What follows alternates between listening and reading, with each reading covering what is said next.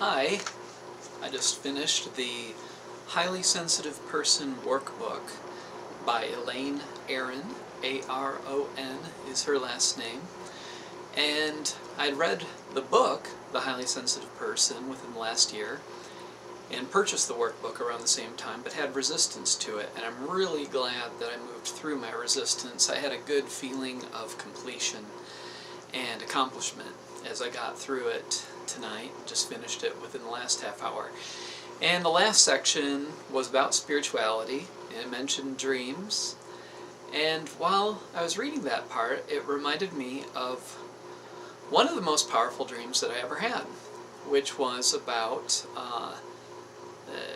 well, one before that. I remember having this dream. I was on another planet, and I was the only one there, and there was this huge, like beanstalk, kind of Jack and the Beanstalk type plant coming way off of it into space, and I was way out on there.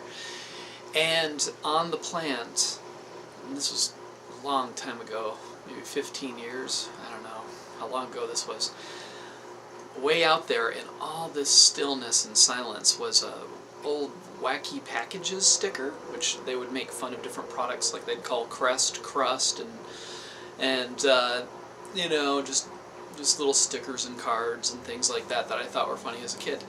And I remember feeling like even out here, there's this cynicism. And when I was reading Stranger in a Strange Land many, many years later, I saw there was a painting in the coffee house that I was reading at in Arizona that had these plants on the wall. It was just bizarre. It was the same kind of plant and a kind of space-age looking paintings, and it was like I saw years before in the dream what I would be seeing later.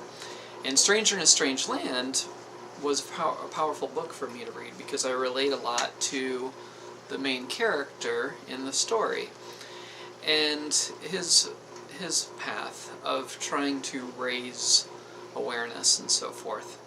Well, the dream that I was thinking of primarily tonight when I was reading this workbook and working on that, which, by the way, I think it was maybe the first time I've gone through a whole workbook.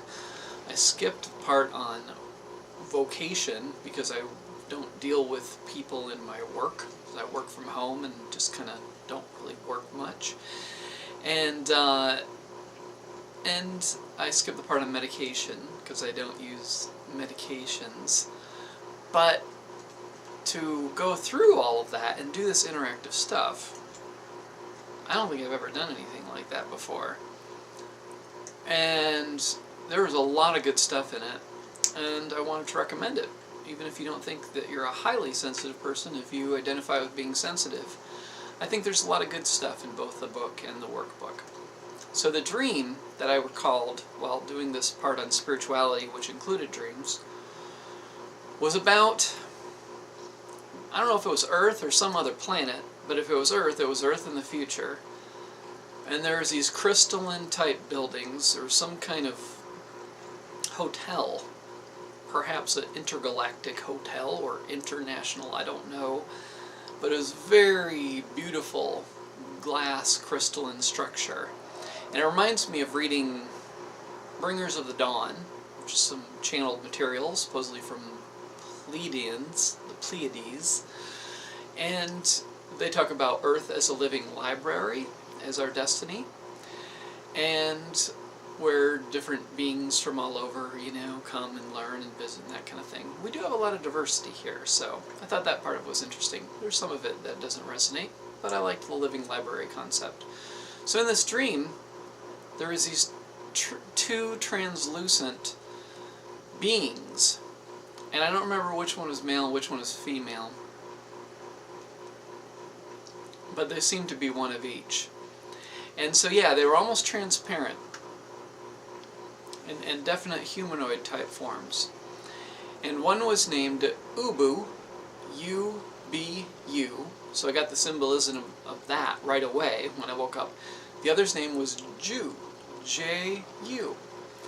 And I think that Ubu was more male and Ju was more female in their form, but not necessarily that important.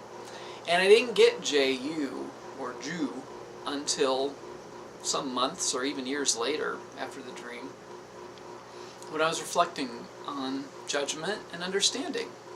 And I was like, judgment, understanding, J-U, that's what it is. Replace judgment with understanding. And this is such a liberating thing, because we're programmed for judgment on a survival level. It's like, if I can judge this as good and this is bad, then I'll go towards this and away from that.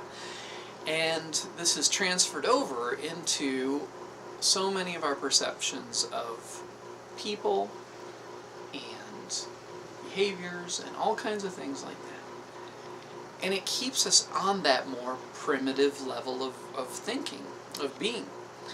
When we're in judgment mode, we're judging things as right or wrong, good or bad, and so forth.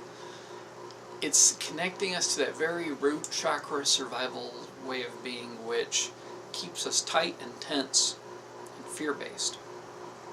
And understanding, if you can replace judgment with understanding.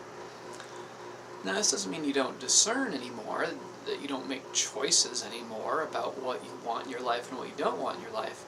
But if you understand, you try to understand where someone's coming from.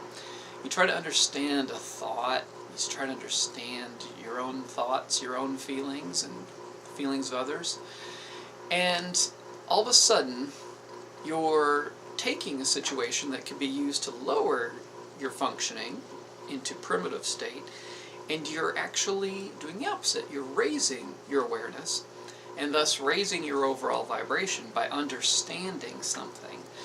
And this, I believe, leads to just more peace, more consciousness, and more awareness.